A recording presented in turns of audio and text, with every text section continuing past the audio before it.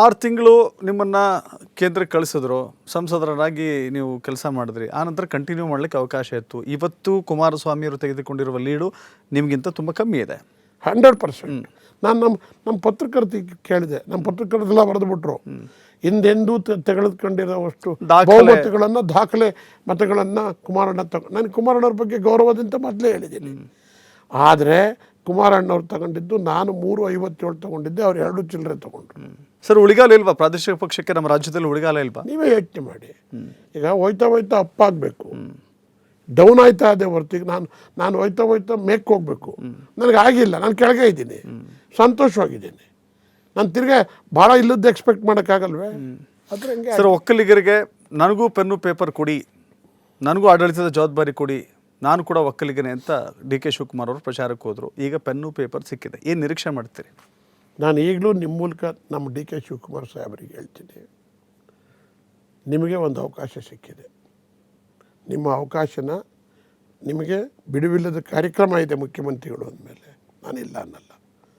ನಿಮ್ಮ ಒಕ್ಕಲಿಗ ನೀವು ಹಳೆಯ ಮೈಸೂರನ್ನೂ ನೋಡಬೇಕು, ಎಲ್ಲ ಇಡೀ ರಾಜ್ಯ ನೋಡಬೇಕು. ಆದರೆ ನಿಮಗೆ ಸಿಕ್ಕಿರ್ತಕ್ಕಂಥ ಅವಕಾಶದಲ್ಲಿ ನಿಮಗೆ ಪೆನ್ನು ಪೇಪರ್ ಕೊಡೋದಕ್ಕೆ ಸಪೋರ್ಟ್ ಮಾಡಿರ್ತಕ್ಕಂಥ ಒಕ್ಕಲಿಗರನ್ನೂ ಸಹಿತ ಚೆನ್ನಾಗಿ ನೋಡ್ಕೋಬೇಕು ಅಂತೇಳಿ ನಾನು ಒತ್ತಾಯ ಮಾಡಿ. ಸರ್, ಈಗ ನಿಮ್ಮ ಮಗನ ರಾಜಕೀಯ ವಿಚಾರಕ್ಕೆ ಸಂಬಂಧಪಟ್ಟಂಗೆ ನೀವು ಆರಂಭದಲ್ಲಿ ಒಂದು ಕೋಟ್ ಮಾಡ್ತಾ ಇದ್ದೀರಿ, ನನ್ನ ಮಗ ಕೂಡ ಓಡಾಡ್ಕೊಂಡಿದ್ದಾರೆ ಅಂತ ಹೇಳಿ. ಕಾಂಗ್ರೆಸ್ ಪಕ್ಷಕ್ಕೆ ಬರ್ತಾರ?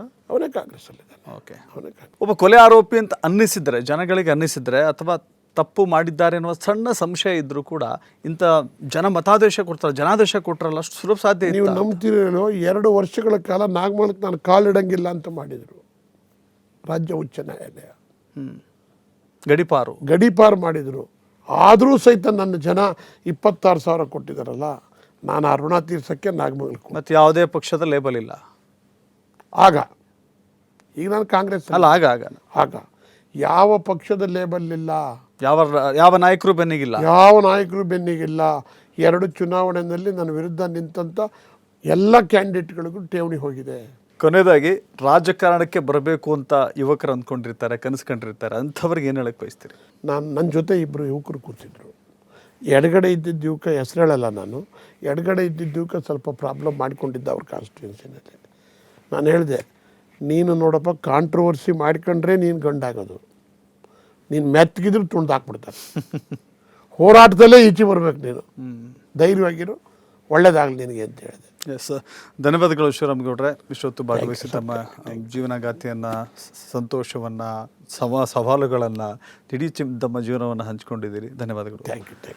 ಇದಾಗಿತ್ತು ಇವತ್ತಿನ ವಿಶೇಷ ಸಂದರ್ಶನ. ನೋಡ್ತಾರೆ TV5, ಇದು ವಾಸ್ತವದ ಪ್ರತಿರೂಪ.